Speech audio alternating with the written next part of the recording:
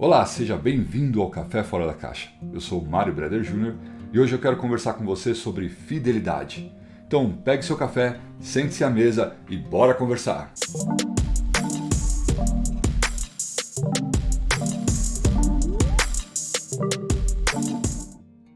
Fidelidade. Essa parte do fruto do Espírito que está lá em Gálatas 5:22, ela tem raiz na palavra original grega pistis, que significa fidelidade, mas também significa fé. Então é muito comum a gente pensar hoje em fidelidade e já ir direto para aquela questão matrimonial. Mas veja que a palavra também significa fé, então é alguma coisa mais profunda que isso. E faz todo sentido ser a palavra fidelidade e fé na mesma raiz, na mesma palavra grega pistis. Por quê? Pensa comigo, a gente só pode ter fé naquilo que a gente acredita que será cumprido. Ou seja, em alguém que é fiel, em alguma coisa que é fiel e que cumprirá por causa da sua fidelidade. A gente sabe que o maior exemplo de fidelidade é Deus. Deus é aquele que sempre cumpre as suas promessas. Então, a base da nossa fé é aquele que nunca deixa de cumprir as suas promessas. É aquele que nunca se desvia da sua natureza. Deus é quem Ele é e ponto final. A Bíblia nos fala que temos um fruto do Espírito em nós. Então quer dizer que a natureza de Deus também está disponível a nós. Afinal, nós nascemos do Espírito. Quem é nascido da carne é carne. Mas o que é nascido do Espírito é Espírito. Isso está lá em João 3. Então se nascemos do Espírito, compartilhamos da mesma natureza do Espírito. E quando Paulo nos fala que o fruto do Espírito, entre outras coisas, é fidelidade, significa que a essência do próprio Deus é a fidelidade. A fidelidade é algo de Deus que é compartilhado com os homens. E mesmo aqueles que não são nascidos do Espírito podem ter essa questão de fidelidade. Para nós vivermos esse nível de fidelidade de Deus, só é possível com o próprio Espírito de Deus agindo sobre o nosso espírito. A nossa alma quer conforto, a nossa alma quer aceitação social. Então, isso de falar e cumprir sempre, ou nem prometer quando você não consegue, ou até mesmo expor aquilo que você fez e que não foi legal, isso é muito difícil. Mas com a ajuda do Espírito Santo é possível sim. Fidelidade também é integridade. Integridade é o caráter de alguém em que se pode confiar. Mas como confiar em alguém que deu uma mancada conosco? Como confiar em alguém que prometeu e não cumpriu? Integridade não é só cumprir 100% com a sua palavra. Afinal, Deus é 100% fiel.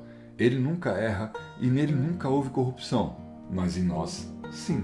Algum tempo atrás eu aprendi com meu amigo Juliano Dias, com o pastor Juliano Dias, a diferença entre culpa e responsabilidade. Esse é um segredo maravilhoso para a gente entender o que é a integridade. Quando a gente está trabalhando essa questão de culpa e responsabilidade, a gente entende que num caso desse, por exemplo, que você tinha combinado, que as pessoas contavam com você, de repente para alguma coisa muito importante, para um evento importante, você prometeu que ia chegar naquele horário e alguma coisa não deu certo, você não chegou naquele horário por diversos motivos e você começa a colocar as desculpas. Isso, você consegue realmente que a sua culpa diminua, mas a forma como as pessoas colocam a fé em você também diminui. É diferente quando a gente percebe tudo isso que aconteceu, chega lá, entende que a culpa não foi nossa realmente, mas a gente entende que a responsabilidade era nossa. Que talvez você deveria ter saído até mais cedo, prevendo que poderia acontecer alguma coisa. Quando a gente toma essa atitude de entender a responsabilidade, que a nossa culpa realmente aumenta, está junto com a gente. Mas por nós termos entendido a nossa responsabilidade, a fé das pessoas em nós, elas também aumentam. Então não é uma questão só de cumprir. Olha, eu vou chegar lá 8 horas, pode deixar e conseguir cumprir, e por isso todo mundo tem fé em você e por isso todo mundo te entende como fiel. Não, a questão é você sempre ser íntegro e assumir suas responsabilidades. As pessoas contavam com você e você não fez o que você precisava ter feito, você vai lá, você assume a responsabilidade, mesmo que isso pese, mesmo que isso doa, mesmo que as pessoas vão te olhar de um jeito ruim, mesmo que tua alma clame, não faça isso porque isso vai ser ruim, que não vai ser legal, vai faltar uma aceitação social. Na igreja, dentro da instituição religiosa, a igreja, a gente tem muito medo de expor as nossas questões, de expor os nossos problemas, de expor as nossas falhas, exatamente porque ali parece ser um lugar de pessoas santas que não erram. E quando a gente expõe, a gente vai ser expurgado daquela comunidade, a gente vai ser mal visto. E aí toda essa questão da nossa alma sobre aceitação social pesa muito. E é aqui que é importante, que faz a diferença, ter o Espírito Santo sobre nosso espírito. É aqui que o Espírito Santo de Deus fortalece o nosso espírito para que a gente tenha essa fidelidade a Deus primeiramente, para que a gente exponha os nossos erros às pessoas. Talvez a gente não foi fiel às pessoas, mas a gente precisa ser fiel a Deus a ponto de expor aquilo que a gente fez.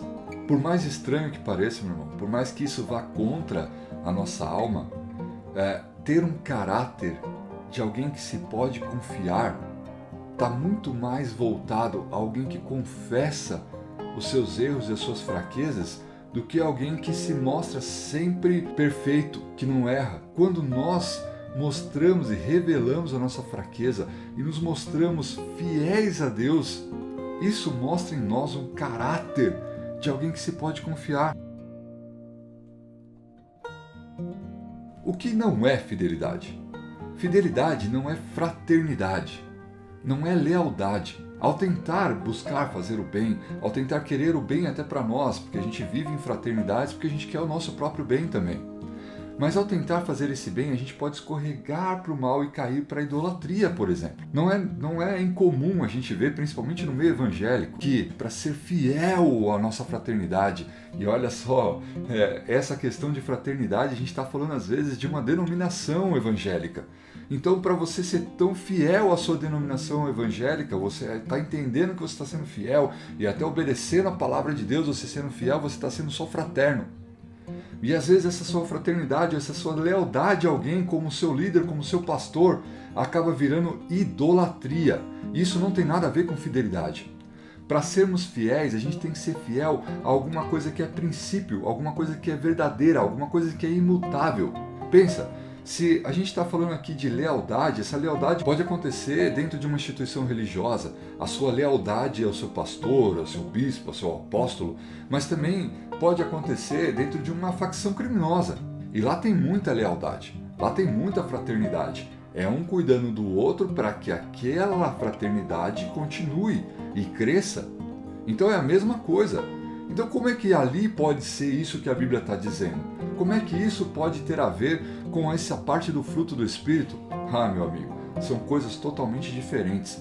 Não é ruim você ter fraternidade, de você estar junto com a sua comunidade na sua igreja local. Não é ruim você ser leal a algumas pessoas, mas acima disso você precisa ter a fidelidade. E aqui estamos falando de ser fiéis ao Espírito Santo, de ser fiel a Deus, sendo que nós sabemos que Deus é a fonte da verdade. Nele está toda a verdade. Ele é a base, ele é o fundamento, e nós precisamos ser fiéis ao fundamento. Se você for fiel a alguma coisa, como uma instituição religiosa, por exemplo, essa instituição pode mudar, as coisas podem mudar ali. Então a sua lealdade vai acompanhar aquilo, mesmo que aquilo esteja indo para o caminho errado. E isso não é fidelidade, isso é lealdade. Mas fidelidade a gente vai ter com Deus. E aí quando a gente tem fidelidade com Deus, as pessoas podem olhar para a gente e começar a ter fé, e começar a enxergar em nós Deus. O que Jesus faria? O que Jesus faria se ele fosse um homem como nós? Se ele fosse um ser humano como nós? E ele foi. Exatamente, Jesus veio, se despiu de toda a sua glória, deixou tudo que era a sua divindade para se tornar um ser humano. É claro que Jesus não teve corrupção, nele não houve pecado, mas ele passou pelas mesmas tentações. E eu até diria que algumas bem mais fortes do que a gente. Pensa em como Jesus estava lá no Getsêmani. Ele estava sofrendo muito. Jesus ele sabia que ele passaria por tudo aquilo, pela morte, por aqueles 3 dias até a sua ressurreição. Ele sabia que tipo de morte o afetaria e sua alma estava clamando: não faça isso. Mas em seu espírito ele sabia que ele precisava ser fiel a Deus. E ali, mesmo passando por uma situação tão difícil, veja, a primeira coisa que ele fez quando ele estava nessa situação tão difícil, nessa angústia tão grande, foi se retirar para orar. Foi buscar fortalecer o seu espírito no Espírito Santo. Espírito Santo, me fortalece. Foi ali que ele estava orando. E olha que legal, era um momento de fraqueza de Jesus. Era um momento em que Jesus estava com a alma tão angustiada que ele chegou a suar gotas de sangue. Cara, pensa que para aquele cara que estava cheio de discípulos, que estavam com um monte de pessoas vendo ele com poder, curando outras pessoas, fazendo muitas coisas acontecer, ele agora estava passando por um momento de dor, por um momento em que a sua alma estava extremamente abatida. E o que ele fez? Se recolheu para que ninguém visse? Não, ele se recolheu para orar, para buscar o Espírito Santo, para que o Espírito o fortalecesse. Mas ainda assim, ele não foi sozinho. Ele levou 3 amigos com ele, 3 dos seus discípulos. E ele não teve vergonha de expor essa situação para os discípulos. Os discípulos viram ele em extrema angústia. Os discípulos viram aquele que vivia dizendo que era o Filho de Deus, que era o Filho do homem, aquele que vivia dizendo que estava nos céus junto com Deus. Eles viram esse cara suando gotas de sangue. Eles viram isso. E Jesus não se importou que eles vissem isso. Imagine o tamanho da tentação que Jesus enfrentou naquele momento. A gente sabe que Jesus não queria passar por aquilo. A alma dele estava desejando não passar por aquilo, mesmo ele amando tanto nós, mesmo ele tendo tanto amor pelas pessoas e sabendo que aquilo salvaria a pessoa, a alma dele estava dizendo não. E sim, Jesus tinha o poder de dizer não para Deus naquele momento.